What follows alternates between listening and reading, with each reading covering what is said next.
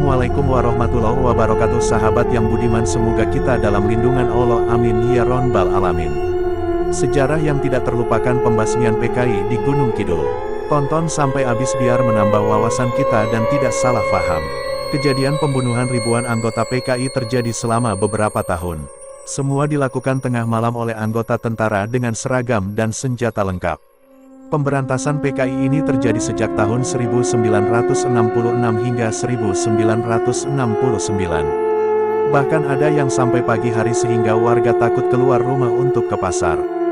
Mereka dihentikan tits beraktivitas sebelum aksi tentara selesai. Pemberontakan Partai Komunis Indonesia (PKI) pada 1965 silam menjadi sejarah yang tidak akan pernah dilupakan oleh bangsa Indonesia. Gerakan yang hendak merubah ideologi Pancasila menjadi komunis tersebut berhasil ditumpas oleh Tentara Nasional Indonesia. Operasi penumpasan kroni-kroni PKI ini terjadi di hampir seluruh wilayah Indonesia tak terkecuali di Gunung Kidul. Banyak lokasi di kabupaten paling timur DIY ini yang menjadi saksi bisu pemberangusan antek-antek PKI. Salah satunya Gua Grubuk yang terletak di Dusun Jetis, Desa Pacarejo, Semanu. Di gua vertikal ini, puluhan tahun silam menjadi lokasi pembantaian antek-antek PKI.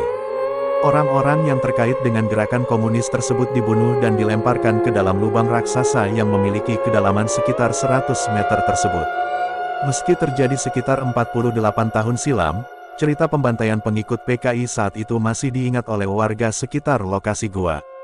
Salah satunya oleh Untung, 70. Warga yang rumahnya berada di jalur menuju ke Gua Grubuk tersebut mengaku masih ingat betul bagaimana pengikut PKI dibunuh dan dibuang ke dalam dasar gua. Ratusan orang yang dibuang ke dalam gua, tapi warga tidak tahu berapa jumlah pastinya, ucapnya saat ditemui selesai pulang dari ladang di sekitar loka.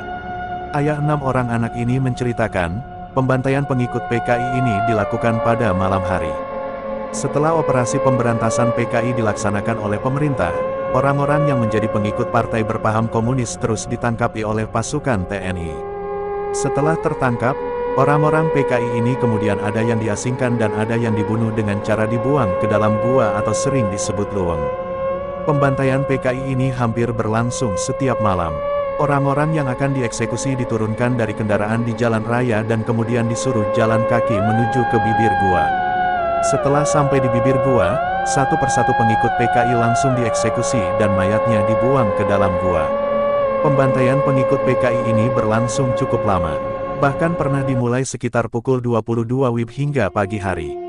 Saya ingat betul saat itu malam Selasa Kliwon. Orang yang dibuang ke dalam gua cukup banyak karena dimulai sekitar pukul 22 hingga pagi hari menjelang warga hendak pergi ke pasar. Bahkan saya sampai mengurungkan niat untuk pergi ke pasar karena masih banyak orang yang lalu lalang di jalan samping rumah, ujarnya. Saat pembantaian, lanjutnya, warga yang tinggal di sekitar lokasi gua tidak ada yang berani untuk keluar rumah. Warga memilih tinggal di dalam rumah hingga pembantaian selesai dilaksanakan. Kami tidak tahu berapa yang dibuang dan siapa yang melakukannya.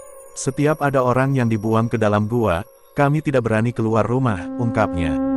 Meski sudah puluhan tahun, Untung mengaku sampai saat ini masih trauma.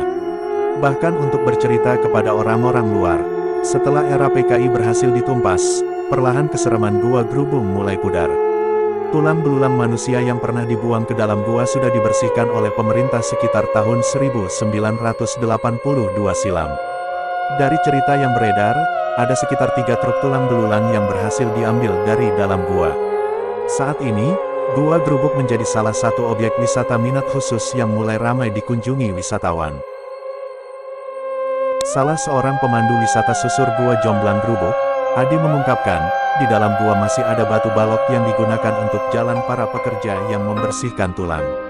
Balok-balok batu tersebut dipasang berjajar yang panjangnya mencapai ratusan meter. Jika video ini bermanfaat jangan lupa di subscribe dan bunyikan loncengnya biar tidak ketinggalan kisah Islam dari Kodi Channel. Terima kasih yang sudah dukung channel ini.